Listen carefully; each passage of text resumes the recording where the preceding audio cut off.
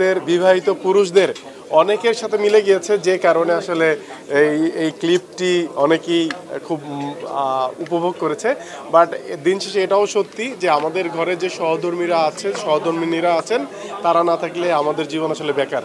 মানে আমাদের জীবনে কত দুঃখ কষ্ট চলে আসতো, সেটা আসলে যদি ঘরে বউ না থাকে, যাদের ঘরে বউ নেই তারা বুঝে।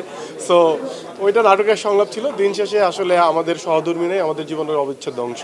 না, এটা আসলে লন্ডনে শুটিং করেছিলাম। আমি হাবুর স্কলারশিপ নামে একটি সিরিয়াল করি, যেটা প্রথম শুটিং হয় অস্ট্রেলিয়াতে, সিডনিতে, তারপরে লন্ডনে, এরপরে মালয়েশিয়ায় আর বাংলাদেশে। সো এই গল্পটা প্রিয় দর্শকরা এত দারুণভাবে নিয়েছে, মানে অবিশ্বাস্য রেসপন্স হাবুর স্কলারশিপের।